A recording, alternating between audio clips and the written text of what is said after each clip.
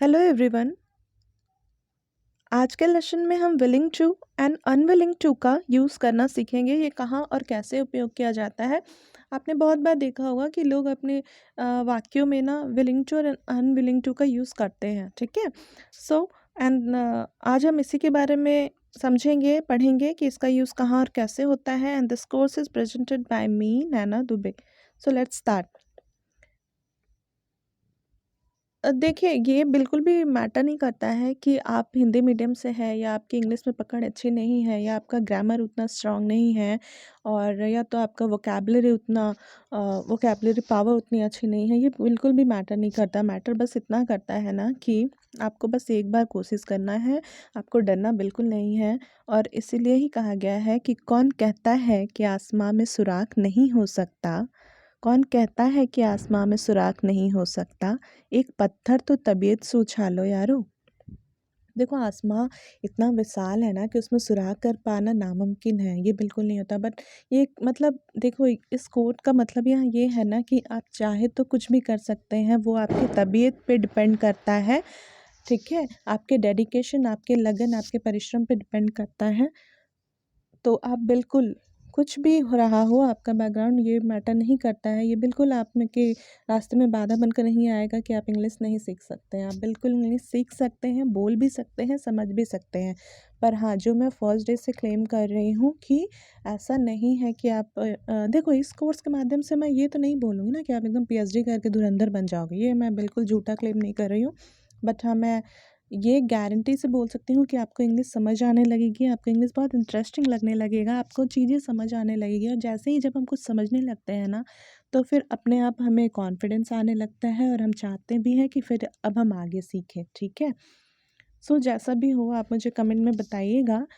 तो चलिए, आज जो हमारा टॉपिक है वो है willing to and unwilling to. ये दो शब्द है, इसका यूज़ कब और कैसे करना है।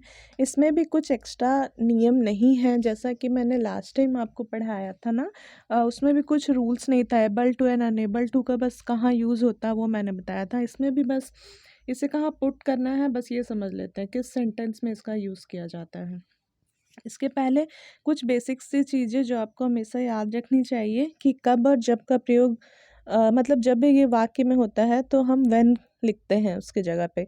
जब कहाँ और जहाँ, उसका इंग्लिश मीनिंग होता है वेयर।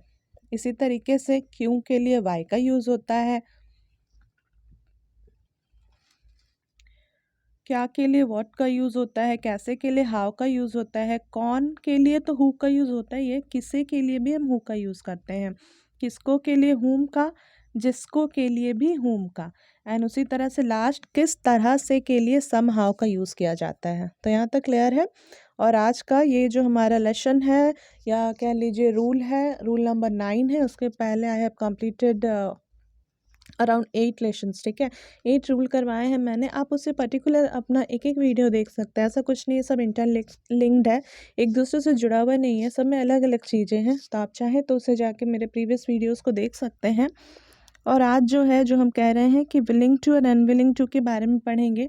तो देखिए, विलिंग टू का मतलब होता है इच्छा है। सबसे पहली बात ये जान लीजिए कि विलिंग टू का हिंदी मीनिंग जो होता है इच्छा है, और अनविलिंग टू का हिंदी मीनिंग होता है इच्छा नहीं है। तो ये चीज़ कंप्लीट हो गई। अब समझो कि इसका जो उपयोग है वो कहाँ होता है। तो देखिए, जब भी इसमें भी कुछ भी एक्स्ट्रा ये रूल नहीं है। लास्ट क्लास के जैसे लास्ट वाले में भी able to and unable to में कुछ भी एक्स्ट्रा रूल याद नहीं करना था कि एस एस लगेगा या नहीं, आईएनजी लगेगा या नहीं। इसमें भी ऐसा ही है। इसमें भी आपको कुछ भी एक्स्ट्रा रूल याद नहीं करना है। बस कुछ चीज़ों का ध्यान रखिए कि एक तो इसका हिंदी मीनिंग क्या होता है, और दूसरा, जब भी आपके वाक्य के अंत में इच्छा है या इच्छा नहीं है, इस तरह के सेंटेंसेस है, कोई आपका ऐसा बोल रहा है, तो आप बस वहाँ याद रखिए कि आपको वहाँ उस वाक्य में विलिंग टू का यूज़ होगा। तो यहाँ तक क्लियर हो गया। ये हमें समझ में आ गया कि विलिंग टू और अनविलिंग टू हम कहाँ यूज़ करते हैं। जब भी आपके वाक्य के अंत में इच्छा है और इच्छा नहीं है, ये दो चीज़ें दी रहेंगी, तो आपको वहाँ विलिंग टू का यूज़ करना है। कैसे, उसे अब हम एग्जाम्पल से समझते हैं। जैसे मान लो मेरी इंग्लिश सीखने की इच्छा है, जैसे आप अगर इंग्लिश सीख रहे हैं तो आप कहेंगे ना मेरी इंग्लिश सीखने की इच्छा है, तो मेरी हो गया या मुझे हो गया कुछ भी, तो उसके लिए आई लगता है। अब यहाँ से थोड़ा थोड़ा सा समझते जाना, आई के साथ हम हमेशा हेल्पिंग वर्ब जो है वो एम लगाते हैं, आई एम, तो आई एम तक तो क्लियर है, यहाँ तक कोई डाउट नहीं है। उसके बाद जस्ट आप तुरंत विलिंग टू को पुट कर दीजिएगा। बस ये चीज़ें ध्यान रखना है कि आपको विलिंग टू पुट कहाँ करना है। सब्जेक्ट है, उसके साथ आपका हेल्पिंग वर्ब लग गया, उसके जस्ट बाद आपको विलिंग टू को पुट कर देना है जब भी आपके वाक्य के अंत में इच्छा है दिया हुआ हो। बस इतना सा ही कॉन्सेप्ट है और कोई कॉन्सेप्ट नहीं है। कुछ भी कंफ्यूज नहीं होना है कि और कहीं से एस सी एस लगाना है, आई एन जी लगाना है, डू डज लगाना है, ये कुछ नहीं लगाना है। बस यही है। आप कोई भी सेंटेंस उठा लो, ये मैं नहीं कह रही हूँ, मान लो यहाँ लिखा हुआ है मेरी इंग्लिश सीखने की इच्छा है। मान लो कि दूसरा एग्जांपल लेते हैं, मेरी संगीत सीखने की इच्छा है या मुझे संगीत सीखने की इच्छा है, तो भी आप लिख सकते हैं आई एम विलिंग टू। सीखना आपका होता है लर्न, विलिंग टू के बाद आपका जो भी वर्ब है, इस वाक्य में सीखना आपका वर्ब है, ठीक है। तो आपने सीखना का इंग्लिश होता है learn and then English, English जो आपको इंग्लिश सीखना है ना वो आपको लास्ट में पुट कर देना। बस यही है, इतनी सी चीज़ है। कोई भी डाउट हो तो आप मुझे कमेंट में पूछ सकते हैं। उसी तरह अगर है कि मुझे म्यूज़िक सीखने की इच्छा है, so I am willing to learn music. इसी तरह से आप भी कुछ कमेंट्स मतलब कुछ इंग्लिश के सेंटेंसेस को आप कमेंट्स में लिख सकते हैं सीखने के लिए, मैं आपको बताऊंगी वो सही है या नहीं।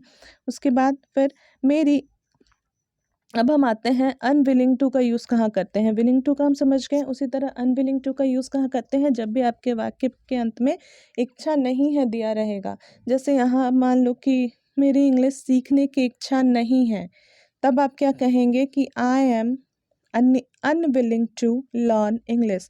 वही सेम चीज़ है, आपका आई है, आई के साथ एम लग गया, आई आपका सब्जेक्ट से एम लग गया। बस ये चीज़ ध्यान रखना है कि जैसे ही आई के साथ एम लग गया, हमें यहाँ अनविलिंग टू को पुट कर देना है। उसके बाद अपने वाक्य में खोजिए कि क्रिया क्या है। यहाँ फिर से क्रिया आपका सीखना है, तो सीखना का इंग्लिश होता है लर्न एंड देन इंग्लिश। बस हो गया, ये कंप्लीट हो गया। I am unwilling to learn English. या ये हो सकता है कि मुझे उससे बात करने की इच्छा नहीं है, तो उसका क्या होगा, मुझे का क्या होता है English, I am unwilling to talk to him. उससे उससे का इंग्लिश होता है हिम, माने ही के लिए हिम लगता है ना, तो वो ठीक है। इस तरह से आप भी कुछ उसका प्रैक्टिस करिए, उससे ज़्यादा इजी होगा। मैंने किसी भी तरह के सेंटेंस है तो बस विलिंग टू लगा दीजिए, आपका जो भी सब्जेक्ट्स है उसके बाद जो भी क्रिया है उसे लिख दीजिए, हो जाएगा। जैसे उसे दिल्ली जाने की इच्छा है, उसे का ही होता है, याद रखिएगा, ठीक है। उसी के लिए भी हम ही का यूज़ करते हैं, तो ही के साथ इज लगता है, जैसे आई के साथ एम लगता है, उसी के साथ ही के साथ हमेशा इज हेल्पिंग वर्ब लगता है। तो he is willing to go to Delhi. He is willing to का तो हम प्रयोग करना ही जान रहे हैं, तो इसलिए विलिंग टू कहाँ लगेगा, समझ में आ गया।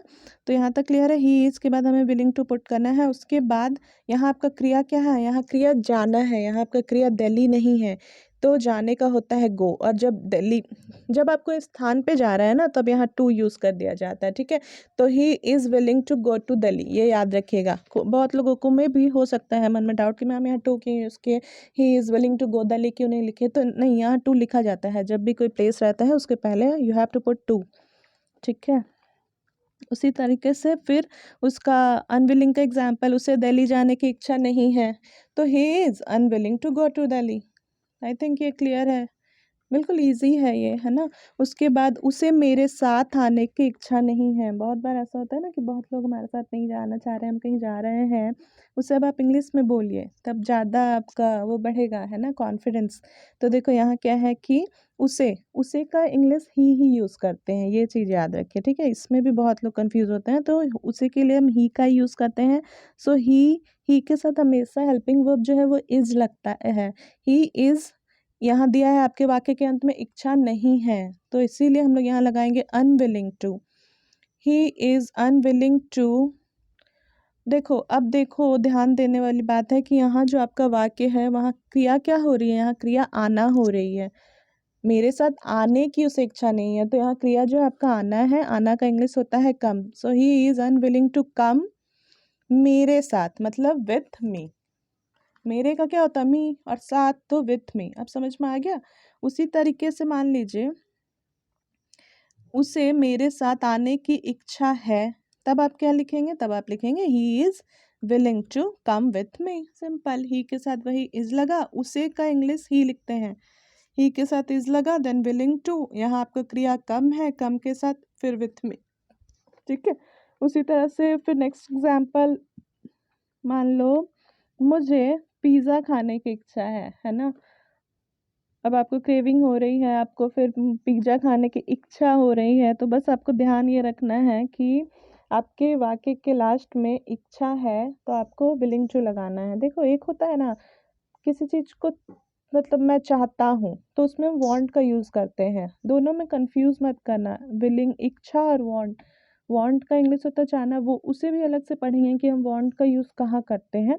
अभी आप बिल्कुल केवल इच्छा है पे फोकस करिए। तो यहाँ मुझे पिज़्ज़ा खाने की इच्छा है, सो आई के साथ टाइम लगता है, फिर इच्छा है तो विलिंग टू, और यहाँ क्रिया जो है आपका खाना है, तो खाना है तो सिंपल आपका क्रिया का जो इंग्लिश है वही लिख दीजिए, कोई ऐसी S I N G do does कुछ नहीं लगाना है। So I am willing to eat, और जो भी आपका फिर क्या है, पिज़्ज़ा खाना है, पिज़्ज़ा, ठीक है, I am willing to eat pizza. इसी तरह से मुझे पिज़्ज़ा खाने की इच्छा नहीं है तो I am willing to eat, I am unwilling to eat pizza. बस यहाँ ये ध्यान रखिए कि हमने यहाँ अनविलिंग टू का पुट कर दिया है जब भी आपके वाक्य के अंत में इच्छा नहीं है दिया होगा तो। उसी तरह से हमारा लास्ट एग्जाम्पल है, मुझे तुमसे बात करने की इच्छा है। जब किसी को हमसे बात करने की इच्छा होता है तो फिर लोग बोलते हैं ना, तो उसे आप इंग्लिश में इस तरह से बोलेंगे कि I am willing to talk to you. I है, आई के साथ एम लगता है, उसके बाद हम विलिंग टू का प्रयोग करते हैं। बस याद रखने वाला कॉन्सेप्ट इतना ही है कि जब भी सब्जेक्ट्स है, जो भी है, मुझे का इंग्लिश होता है आई के साथ हमने हेल्पिंग वर्ब लगाया और उसके बाद विलिंग टू को पुट करना है। याद बस यही रखना है कि जो भी आपकी क्रिया हो रही है उसके पहले विलिंग टू को पुट करना है, ना कि बाद में। यहाँ बस आपको यही याद रखना है, ठीक है। तो I am willing to talk to you, तुमसे है ना तो इसलिए यू, ठीक है। फिर मुझे तुमसे बात करने की इच्छा नहीं है तो I am unwilling to talk to you. तो यहाँ बस जो याद करने वाली बात थी वो क्या थी कि सब्जेक्ट्स के जस्ट बाद विलिंग टू का प्रयोग करना है, माने सब्जेक्ट के बाद आपका जो भी हेल्पिंग वर्ब है उसके बाद आपको विलिंग टू का प्रयोग करना है, ना कि वर्ब के बाद, और उसके बाद आपको वर्ब लगाना है। यहाँ हमारा वर्ब जो है, यहाँ जो क्रिया है वो बात करना है, बात करना का इंग्लिश होता है टॉक, ठीक है, और उसके जस्ट पहले लगेगा विलिंग टू। तो इसी तरह से है, कुछ सेंटेंसेस को आप भी मतलब प्रैक्टिस के लिए उससे कमेंट में लिख सकते हैं। और अभी के लिए थैंक यू। आपको कोई भी डाउट हो तो आप कमेंट सेक्शन में पूछ सकते हैं।